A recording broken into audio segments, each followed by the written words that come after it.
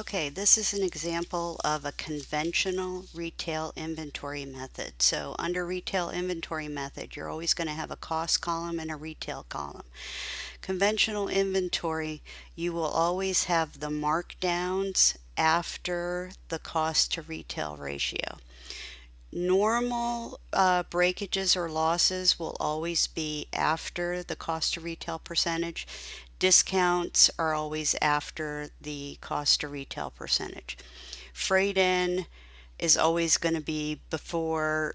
Purchase discounts and returns are always before.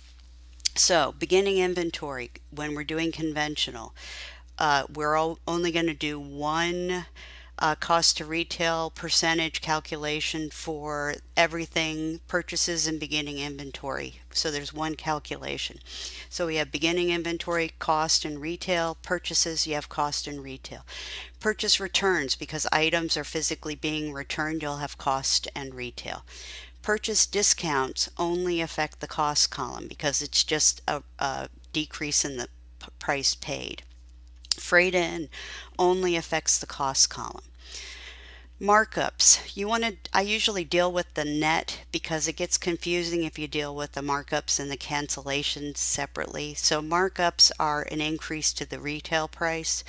So your markups would be an increase, markup cancellations would be a decrease. So I usually just figure out what the net is, and if the markups are more than the cancellations, it's going to be an increase to the retail price. Because this is conventional, we're going to do our cost to retail percentage calculation now. So we want to total the columns and divide cost by retail to get our cost to retail percentage. And in this case, it's 61%. Now we're going to include the markdowns. And again, I do it as a net. So markdowns are a reduction to retail price. So as long as your markdowns are greater than your markdown cancellations, it should be a reduction to retail. Okay, we're going to subtract sales now from the retail. So if you have sales returns or sales allowances, those will be reductions to your sales. Because we're subtracting sales, you need to have the returns as a reduction to the sales. So again, I have this in a separate column, and then I'm putting the net into the retail column, so I make sure I'm doing things the right direction. So inventory losses, that means it's things we don't have to remove from retail, so those have to be a reduction to retail because they're no longer available for sale, so you have to take it out of the retail amounts.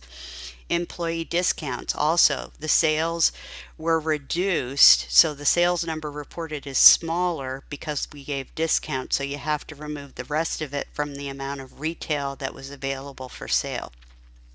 So we come to ending inventory at retail, and we need to convert that to cost. So we're going to take the ending inventory at retail times the cost to retail ratio to come up with the cost of the ending inventory.